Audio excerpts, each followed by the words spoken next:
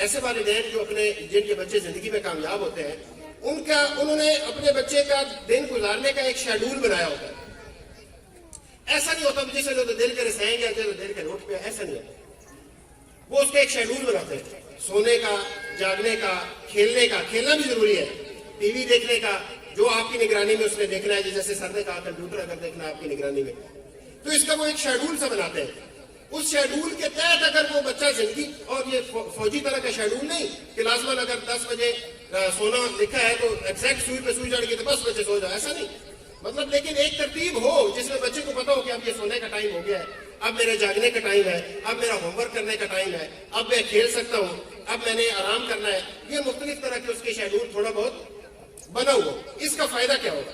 اس کا فائدہ یہ ہوگا کہ ہمیں جو بچوں سے یہ شکایت ہوتی ہے کہ وہ ناشتہ نہیں کر کے آتے اسکول میں، تو وہ شکایت ہمیں بچوں سے دور ہو جائے گی. کیسے؟ ہوتا یہ ہے کہ والدہ جب صبح اٹھتی ہیں اور بچے کو اٹھاتی ہیں تو ان کی خواہش یہ ہوتی ہے کہ میں جب کچن میں کام کر رہی ہوں، یہ اٹھے گا، اگر چھوٹا بچہ ہے چھوٹی کلاسز کا، تو یہ مجھے تنگ کرے گا، اس لیے سویا رہے. جب اس کے اسکول میں 15 منٹ رہتے ہوں گے اور میں نے بھی ناشتہ بنا لیا ہوگا، اس وقت اسے اٹھاتے ہیں، جلدی جلدی سننا کپڑا ہوتا منہ کے مارے، اس نے پینٹ چھینکی ہوتا، اس کا جو ہے لنچ باکس تیار کر کے اس کے بیگ میں ڈالا ہوتا، چل 2-4 نے والے اس کے منہ میں ٹھوسے. ظاہر میڈیکل سائنس یہ کہتی ہے کہ جب بندہ کوئی اٹھتا ہے نا، صبح بیدار ہوتا ہے، تو اسے بیدار ہونے کے گھنٹے ڈیڑھ کے بعد بھوک لگتی ہے، اس لیے کہ وہ اٹھے گا، چلے پھرے گا، اسے واش روم جانے کی ضرورت پیش آئے گی، معدہ خالی ہوگا، پھر بھوک لگے گی، پھر کھانا کھائے گا. اب جب ہم اسے اسکول کا ٹائم ہے اگر 8 بجے یا 7:30 اور ہم اسے جگا رہے ہیں 7:15 بجے، تو اسے بھوک کہاں لگے گی؟ اسے بھوک لگے گی ڈیڑھ گھنٹے بعد اسکول میں دوسرا پیریڈ شروع ہوگا اور ٹیچر پڑھا رہی ہوگی اور بچہ لنچ باکس سے چوری کر کے تھوڑا تھوڑا وہ کھا رہا ہوگا. ٹیچر کیا وہ بات سنے گا؟ ادھر اس کو بھوک لگی ہوئی ہے، اس کو روٹی کا خیال ہے، ٹیچر جتنا مرضی اچھا پڑھائے بچے کو سمجھ آئے گی؟ نہیں آئے گی. تو اس کا حل کیا ہے؟ حل یہ ہے کہ جو اللہ تعالیٰ نے ہمارے لیے شیڈول بنایا ہے اٹھنے کا، اس کو فالو کیا جائے. تو اللہ تعالیٰ نے شیڈول کون سا بنایا ہمارے لیے؟ کب اٹھنا ہوتا ہے؟ فجر کے ٹائم. صرف اماں نے اور ابا نے نہیں، سب نے، ساری فیملی صبح اٹھ جائے.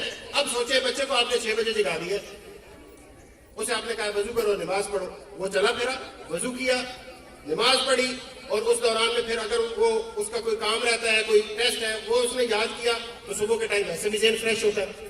تو پھر اسے بھوک لگے گی، پھر وہ ڈٹ کے ناشتہ کرے گا، پھر وہ ٹھیک کر کے اسکول آئے گا اور ایکٹیو رہے گا. میری بات سمجھ آئی ہے؟ لیکن اس کو 6 بجے اگر اٹھانا ہے، اگر 6 بجے اٹھانا ہے تو اسے کم از کم سلانا بھی تو ٹائم پہ ہے نا. اس لیے کہ چھوٹے بچے کے لیے، جو چھوٹے بچے ہوتے ہیں نا PG کے، ان کے لیے 12 گھنٹے کی نیند ضروری ہوتی ہے. 12 گھنٹے یہ سوئے تب یہ چارج ہوتے ہیں. اس سے بڑے بچے جو 1 2 3 4 کے ہوتے ہیں 5 تک، ان کے لیے 10 گھنٹے کی. اس سے جو بڑے بچے ان کے لیے کم از کم 8 گھنٹے. بڑا انسان اگر دن میں 8 گھنٹے نہیں سوتا تو اس کے جو جسمانی اعضاء ہیں ان کی کارکردگی باقی 16 گھنٹے میں ٹھیک نہیں رہتی.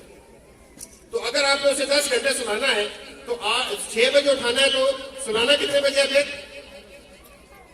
کتنے بجے؟ میتھمیٹکس واٹا بھی چنگا، 8 بجے. 8 بجے پھر آپ اس 8 بجے کا کیا مطلب ہے؟ عشاء کی نماز کے بعد. عشاء کی نماز کے بعد سو جائیں.